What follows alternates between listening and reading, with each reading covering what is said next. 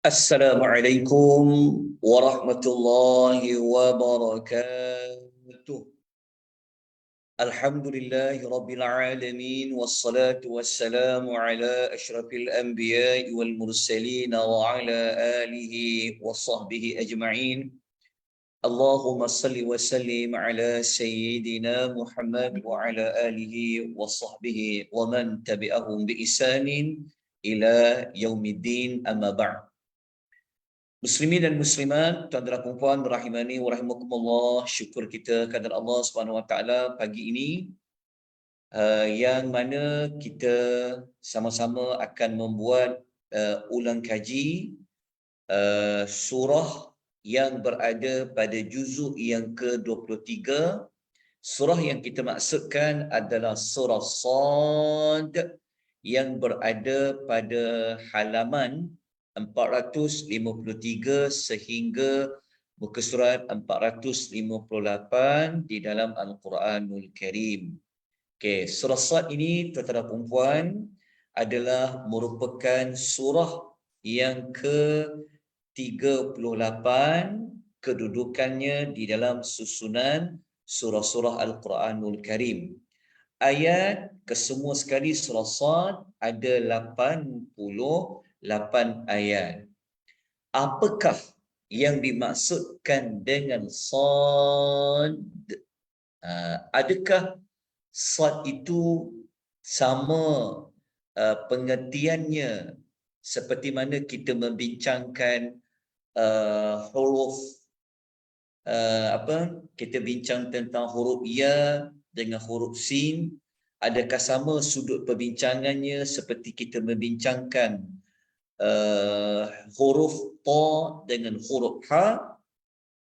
Okay, jawapannya akan kita rungkaikan dalam sesi ulang kaji kita pada pagi ini. Walau bagaimanapun, yang paling utama, kita mohon kepada Allah supaya Allah melapangkan dada kita, melapangkan segala urusan kita. Allah memberikan kita kefahaman yang mendalam terhadap ayat-ayat yang kita akan bincangkan di dalam surah Sad. Baik, kita bincang terlebih dahulu seperti ulang kaji yang lain, apakah yang dimaksudkan dengan Sad. Baik, pendapat pertama ataupun pengertian yang pertama, Sad adalah merupakan salah satu daripada huruf hijaiyah yang Allah sebutkan di dalam Al-Quran. Jadi pengertian pertama Sad membawa maksud ia merujuk kepada huruf Sad, iaitu huruf abjad.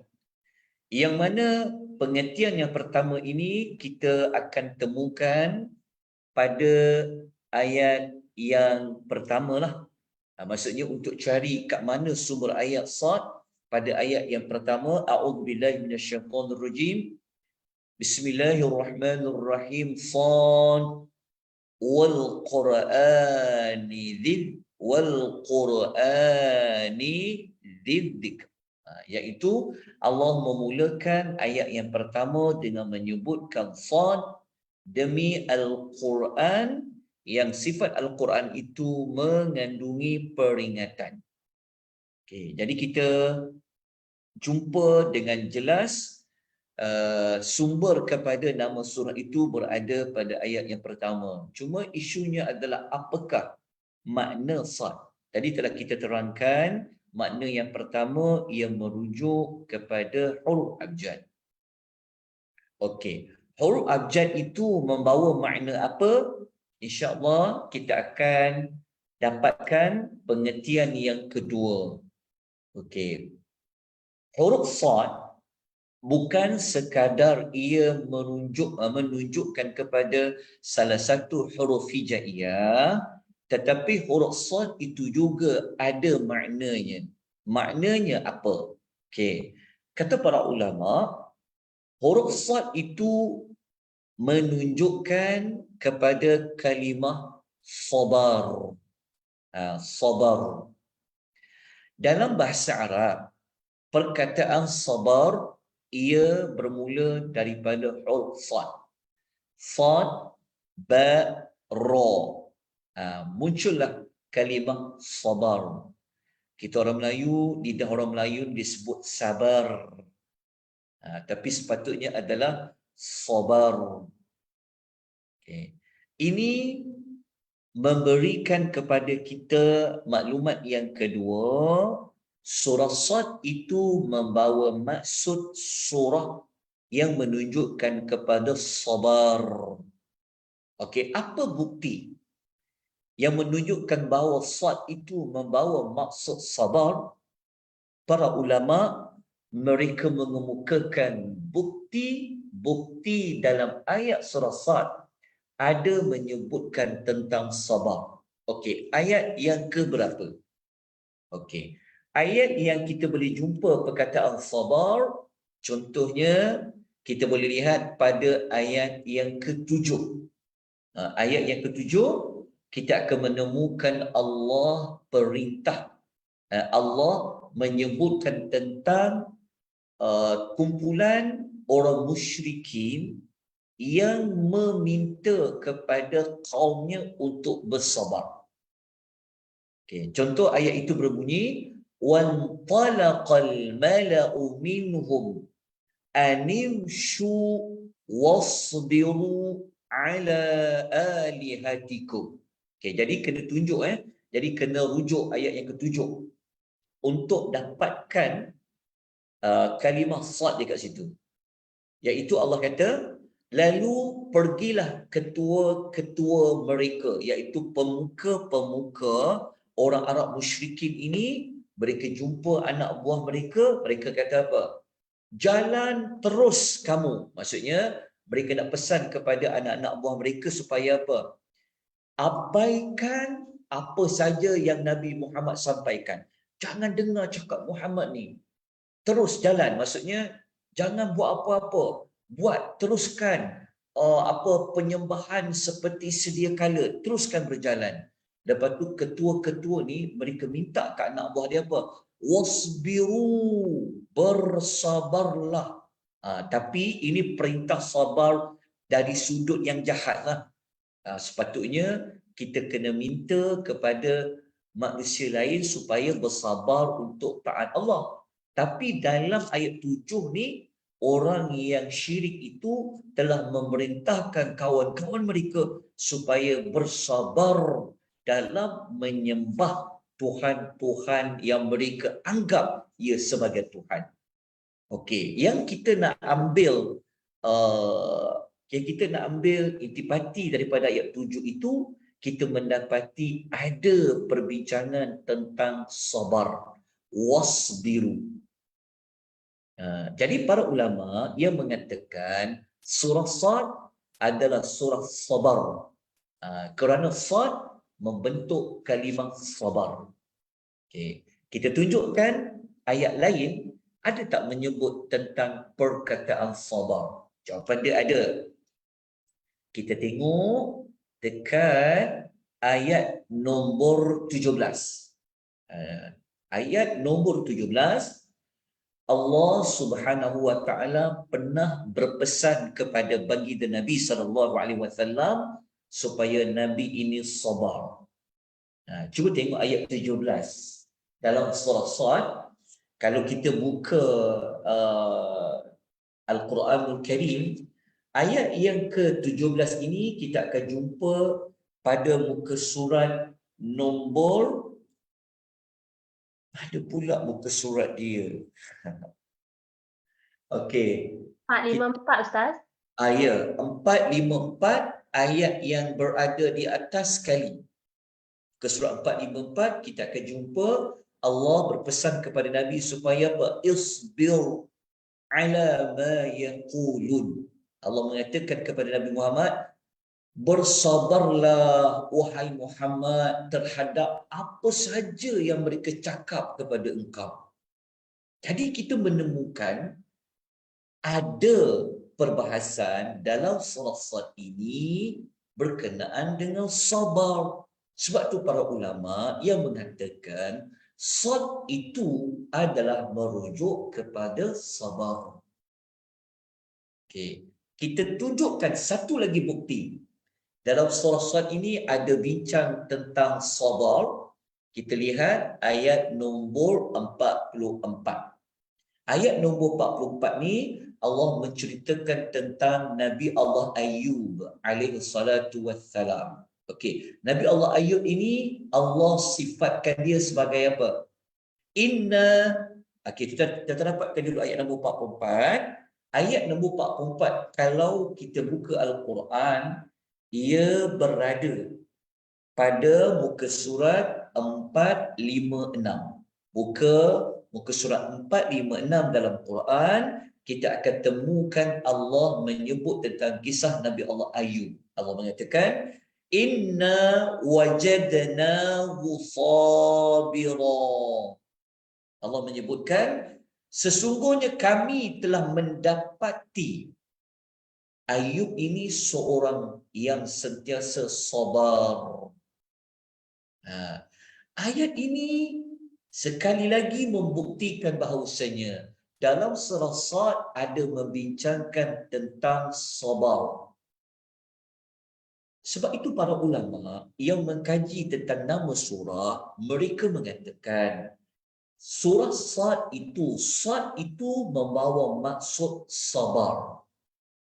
Para ulama telah mengemukakan ayat-ayat dalam surah Sad untuk menguatkan dakwaan mereka. Jadi bukanlah para ulama ini bercakap sesuka hati tanpa mengemukakan dalil. Jadi kesimpulan yang kita dapat pelajari untuk penamaan surah ini, surah Sad ini ada dua pengertian. Okey, pengertian yang pertama, Sad itu membawa maksud huruf hijaiyah. Salah satu daripada huruf hijaiyah. Dia panggil huruf abjad. Jadi Sad adalah satu huruf daripada 28 huruf hijaiyah. Okey, itu makna yang pertama. Okey, makna yang kedua, surah Sad, nama surah Sad itu merujuk kepada sabar. Kerana kalimah sabar, huruf pertamanya mesti huruf Sad, kemudian huruf Ba, kemudian huruf Ra, sabar. Selepas ni, kalau nak sebut tentang sabar, kena betulkan pronunciation dia. Maka kita sebut apa? Sabar, bukan sabar. Kalau sabar tu jadi huruf sin, tapi tak apalah, lidah orang Melayu. Tapi kalau baca Quran, kena sebut sabar. Okay, kita telah kemukakan ya, pengertian yang kedua Sad itu merujuk kepada sabar. Ada 3 tempat dalam surah Sad. Saya ulang sekali lagi. Yang pertama pada ayat nombor 7 berkenaan dengan pemuka-pemuka orang Arab musyrikin yang menyuruh anak buah mereka supaya sabar meneruskan penyembahan berhala. Lepas tu pada ayat yang ke-17 kita menyebut tentang Allah memerintahkan kepada Nabi Muhammad supaya bersabar terhadap apa sahaja kecaman, ejekan, penghinaan yang Nabi terima daripada orang Arab musyrikin. Lepas tu satu lagi kita telah jumpa perbahasan sabar pada ayat nombor 44 ketika mana Allah menyebutkan Nabi Allah Ayub ini benar-benar seorang yang sabar. Alhamdulillah, kita selesai membincangkan tentang pengertian nama bagi surah Sad. Sekarang kita nak buat ulang kaji pula, apakah tujuan surah Sad? Apakah maksud kepada surah Sad yang mengandungi 88 ayat? Para ulama yang telah berusaha sedaya upaya berhempas pulas mengkaji tentang nama-nama surah ini, mengkaji surah-surah dalam Al-Quran, maka surah Sad ini dapat dirumuskan. Surah yang Allah nak memberikan kepada kita perintah supaya bersabar. Bersabar dekat situ sekejap ya. Perintah bersabar di dalam menyampaikan dakwah. Kalau kita nak bagi nasihat, kalau kita nak tegur orang, kalau kita nak ajak orang kepada kebaikan, maka kita kena menyampaikan maklumat di dalam Al-Quranul Karim. Jadi kalau kita nak suruh orang bertakwa, kita akan petik ayat Quran yang suruh bertakwa.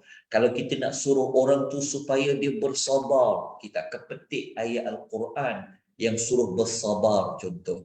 Kalau kita nak dakwah orang supaya ikhlas kepada Allah, kita akan petik ayat Quran yang menyuruh kepada ikhlas kepada Allah. Kalau kita nak kata supaya jangan mengatur orang, kan, maka kita gunakan ayat Quran yang menunjukkan kepada Allah melarang untuk mengatur orang contoh. Jadi maklumat, jadi perintah yang sama yang pernah Allah sebut kepada Nabi Muhammad SAW. Nabi ni, dia ni menyampaikan dakwah, tegur mana yang salah, ajak kepada kebaikan menggunakan wahyu Al-Quran. Walaupun Nabi sampaikan itu adalah pesanan dari Al-Quran, tetapi ada orang menolak sekeras-kerasnya. Mereka tak nak dengar Nabi cakap. Nabi bukan dia cakap perkara itu daripada pendapat Nabi semata-mata, tapi Nabi sampaikan itu daripada pesanan Al-Quranul Karim.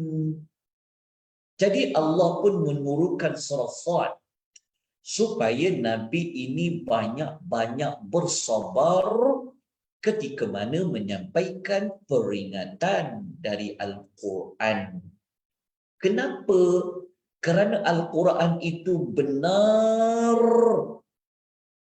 Jadi janganlah putus asa, janganlah rasa nak kecewa apabila menyampaikan wahyu Al-Quran. Jadi kena banyak bersabar. Tahap sabar tu macam mana? Tahap sabar itu seperti mana orang-orang yang lawan Nabi bersabar dalam kebatilan, mereka sabar dalam menolak Nabi, so Nabi kena sabar dalam menyampaikan sebagaimana orang yang sabar dalam lawan baginda Nabi sallallahu alaihi wasallam. Mudah je kita nak faham. Kalau kita baca surah Sad, kita dah masuk juzuk yang ke-23, maka kita teringat 88 ayat surah Sad ini Allah minta kita sabarlah dalam berdakwah, nak nasihat orang. Nak nasihat orang ni bukan benda yang senang, tuan-tuan. Orang mengata kita nak jadi macam ustazah lah, orang mengata kita ni nak tunjuk pandai lah, macam-macam orang mengata. Jadi janganlah mudah untuk apa? Untuk berputus asa. Kena sabar kerana surah itu kan surah Sad. Sad itu kan merujuk kepada sabar. Moga-moga kita menjadi seorang yang bertambah sabar setiap kali menyampaikan nasihat, pesanan menggunakan wahyu Al-Quran. Kerana apa yang kita sampai daripada ayat Quran, ia benda yang betul, benda yang benar. Nak tahu tak Al-Quran itu memang tujuannya tujuan Al-Quran itu memang untuk memberi peringatan? Maka kita kena ambil ayat yang pertama sekali yang ada menyebutkan surah itu surah Sad. Okay, cuba tengok ayat yang pertama. Okay, ayat yang pertama ni kita akan jumpa dikaitkan Sad itu dengan Al-Quran. Allah berfirman kan, Sad. Lepas tu Allah Ta'ala kata Quran tu apa? wal Qur'ani zik zik zikr. Kan Allah sebut bahawa Al-Quran ini mengandungi zikir sebagai zikir. Zikir tu apa? Untuk diberikan peringatan. Kita ni manusia perlu diingat selalu. Tiap-tiap hari kena peringatkan. Tiap-tiap minggu kena peringatkan. Jadi nak mengingatkan seseorang kepada Allah, maka gunakan apa? Gunakan isi kandungan Al-Quran. Kerana Al-Quran itu sebagai peringatan. Nabi SAW dulu pun bacakan ayat-ayat Al-Quranul Karim. Tetapi apa reaksi balas orang-orang yang dengar ayat Quran Nabi baca? Macam-macam mereka kata. Nak tahu tak apa reaksi balas mereka kepada Nabi? Kita kena baca ayat 3, ayat nombor 2, kita baca ayat nombor 3, kita akan baca ayat nombor 4. Permulaan dalam surah Sad. Tengok ya, ayat nombor 2. Allah Ta'ala kata apa? Orang kafir ni dia bagi reaksi apa? Walaupun Nabi menyampaikan peringatan dari Al-Quran. Ayat yang kedua Allah kata balil ladina kafaru fi 'izzatin wa shiqaq. Tetapi orang yang kafir itu berada dalam kesombongan dan permusuhan yang nyata. Okey tuan-tuan, ambil ayat ni, baca elok-elok, faham elok-elok, kerana ayat ini mengukuhkan lagi Sad tadi, nama surah Sad tu Sabar. Sebab apa tau? Sebab ayat yang kedua Allah Ta'ala kata apa? Orang musyrik, orang kafir ni mengambil jalan untuk sombong, menolak kebenaran, memperlekeh-lekehkan Nabi. Itu dipanggil sombong. Lepas tu Allah Ta'ala kata apa? Mereka berada dalam keadaan nak bermusuh, nak menentang baginda Nabi. Itu berkata syiqaq, permusuhan. Dia panggil syiqaq. Mereka sentiasa dalam keadaan nak tolak Muhammad, tolak dakwah dia. Okey, jadi untuk berhadapan dengan orang yang sombong, nak berhadapan dengan orang yang menentang, kita memerlukan apa? Kita memerlukan kesabaran yang sangat tinggi. Maka sabar itu ada pada nama surah Sad, merujuk kepada sabar. Faham tak? Moga-moga boleh faham. Baik, tuan-tuan, kita tengok ayat nombor 4. Kita tengok ayat nombor 4. Allah menyebut tentang tahap penolakan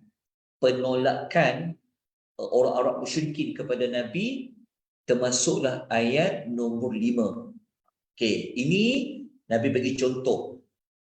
Macam mana mereka buat kepada engkau Muhammad sehingga menyebabkan kau kena sabar. Okey, contoh ayat 4. Ayat 4 surah Sad ni, tuan-tuan, kenalah buka surat 453. Sebab tu awal-awal penerangan ni saya dah sebut juzuk ke berapa, buku surat ke berapa, supaya boleh buka Quran rujuk. Okey, contoh ayat nombor 4 dan 5. Mereka mengatakan apa? Mereka mengatakan wa'ajibu an ja'ahum mundhir minhum. Orang Arab musyrikin ni mereka rasa pelik sangat. Mereka rasa hairan. Kenapa Rasul Allah Ta'ala tu manusia macam kita? Mereka tak boleh terima hakikat Rasul itu seorang manusia macam diorang. Lepas tu mereka kata apa dekat Nabi? وَقَالَ الْكَافِرُونَ هَذَا سَاحِرٌ كَذَّابٌ. Mereka kata apa? Muhammad ni seorang ahli sihir ni, lagi seorang yang banyak berbohong. Jadi mereka nak kata Nabi ni scammer pula. Sebab zaman sekarang zaman scammer. Nabi dulu orang dah kata Muhammad ni ahli sihir ni, baca kat dia. Nabi bacakan tu ayat Quran. Tapi mereka kata ini nak sihir kami, nak jadi tukang sihir lah ni. Sebab tuan-tuan kena faham ya, ayat-ayat yang boleh pengaruh orang, boleh influence orang, dia macam ahli sihir juga. Jadi dia kata Muhammad ni ahli sihir ni. Bahkan Muhammad ni kaki pembohong ni, kaki temberang ni. So macam ni kita berhadapan. Kita lah kalau kita dakwah kan, nasihat orang kata kita ni, Jadi skema dia ni kan. Jadi contohlah, contoh. Kalau orang tuduh kita ni ahli sihir, kita ni merapu, kita ni pembohong. So macam mana perasaan kita? Ya Allah. Jadi macam mana kita nak lawan? Tak ada jalan lain, sabarlah. Ikutlah kau nak cakap apa pun. Jadi kena sabar. Lepas tu, mereka ni dia punya tahap kesyirikan tu ni panggil tahap gaban. mereka tu tak nak berubah juga. Ayat nombor 5, Allah mengatakan aja'ala alihatan ilahan wahida inna hadza la syai'un ujab. Mereka mempertikaikan Nabi. Mereka kata apa?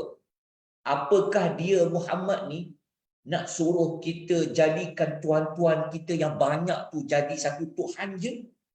Mereka rasa pelik. Mereka merasa pelik ajaran yang mengajak kepada mentauhidkan Allah. Lepas tu mereka kata, ini ajaran yang ajaib ni, ajaran yang pelik ni, ajaib ni. Itu ayat nombor 5. Jadi ini adalah contoh-contoh ayat yang merujuk kepada reaksi balas yang sangat dahsyat kepada Nabi SAW. Sebab itulah Allah nak bagi Nabi ni kuat semangat. Okey, Allah datangkan dalam surah Sad ini kisah senior Rasul yang terdahulu daripada Nabi sallallahu alaihi wasallam.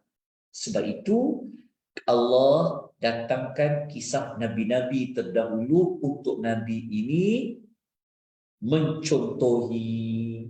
Nabi ini bagilah semangat kepada Rasulullah. Jadi nak tahu kisah Nabi apa yang Allah letakkan dalam surah Sad ini, Rasul itu Allah bawakan kisah Nabi Daud alaihi salatu wassalam. Ini tuan-tuan kena tengok dekat ayat 17 sampai 26. Lepas tu Allah bawa kisah Nabi Sulaiman alaihi salam ayat 30 hingga 40. Lepas tu Allah bawa kisah Nabi Ayyub alaihi salatu wassalam ayat 41 sampai 44. Lepas tu Allah bawa kisah Nabi Ibrahim dan zuriatnya ayat 45 sampai 44. Okey, dalam banyak-banyak cerita ni saya nak ambil satu cerita je. Okey, kalau kita ambil kisah Nabi Ayub. Nabi Ayub apa ujian Nabi Ayub ni? Apa ujian Nabi Ayub yang kita ketahui pada ayat 41-44? Apa ujian Nabi Ayub? Kita kan tahu ujian Nabi Ayub ni, Allah tak cerita bagaimana dia berhadapan dengan umat dan kaum dia. Allah bawa cerita seorang lelaki yang sabar. Sabar terhadap apa? Sabar terhadap ujian yang Allah timpa kepada dia. Nabi Ayub ni dia kena ujian apa tau?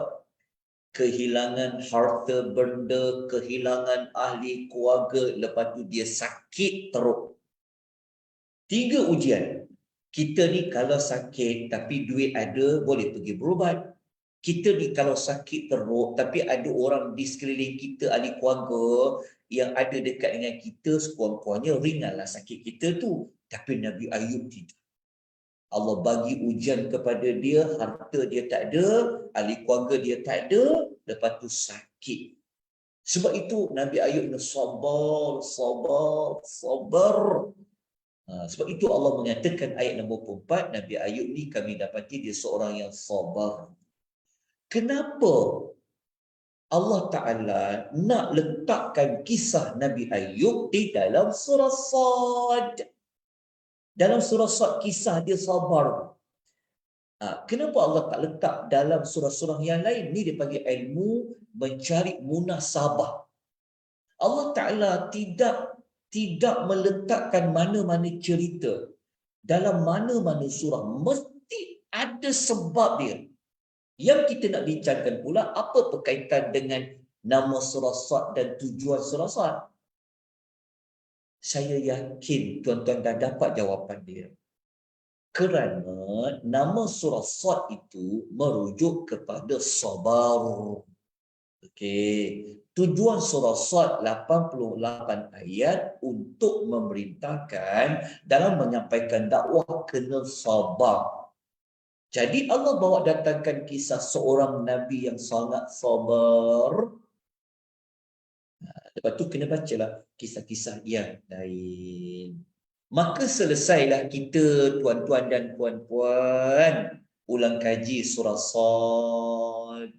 Moga-moga jelas tentang ulasan nama surah dan juga maqsad bagi surah Sad.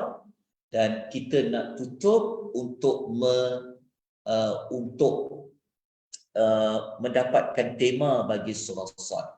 Okey. Ada para ulama mengatakan tema bagi surah Sad ini adalah ar-ruju'u ilal haqq, iaitu kembali kepada kebenaran. Kembali kepada kebenaran tu maksudnya apa? Perkara yang benar sudah pasti adalah Al-Quran. Okey, kembali kepada Al-Quran. So, sesiapa yang kembali kepada Quran, so dia kena peganglah. Dia kena iltizam dengan isi kandungan Quran tu. Tetapi semakin kita nak iltizam dengan Quran, semakin kita nak betulkan diri dengan Al-Quran, nak ikut macam Quran ni. Kadang-kadang kita disindir, kadang-kadang kita diperli, kadang-kadang kita dikecam, kadang-kadang kita kehilangan kawan, kadang-kadang macam-macam orang kata pada kita. Tetapi apabila kita baca surah Sad, maka kita sabar. Kerana Sad itu memberikan isyarat kepada sabar, sabar, sabar. Okey, moga-moga kita semakin jelas perbincangan 88 ayat surah Sad. Selesailah kita. Moga-moga apabila membaca juzuk yang ke-23, membaca surah Sad, kita semakin seronok untuk mendapatkan lagi, memahamkan lagi apa yang Allah nak sampaikan kepada kita. Kalau tidak, kalau kita tak belajar, sampai bilalah kita baca dalam keadaan enggak faham pak. Kita hanya dapat pahala pada baca ayat Quran je. Tapi kita tak dapat jadikan Quran sebagai petunjuk untuk kita, tak dapatkan jadi Quran itu sebagai pemberi nasihat kepada kita. Alhamdulillah, satu rahmat yang besar dari Allah, kita dapat memahami walaupun menggunakan kaedah belajar nama dan tujuan surah, moga-moga memberikan kepada kita manfaat yang sangat banyak sepanjang kita nak tadarus dan tilawatul Quran di bulan Ramadan. Itu saja tuan-tuan dan puan. Ada soalan apa-apa sebelum kita tamatkan ulang kaji surah Sad? Ustaz, tadi apa Puan Eswa ada tanya, kaumnya itu adakah spesifik merujuk kepada orang-orang musyrikin Mekah? Tapi Ustaz dah jawab dah tadi kan, dia apa teladan tu daripada kisah senior Rasulullah kan, Nabi Daud, Nabi Sulaiman, semua tu. Dia sebagai motivasi untuk Rasulullah lah kan dalam berdakwah sebenarnya. Ya, yang mana? Ya, betul. Yang maksud Ustaz tadi tu dia punya tujuan surah tu kan merujuk kepada kaumnya, dalam merujuk kepada kaumnya kan. Ustaz kata dia punya ayat tadi tu. Ayat nombor berapa?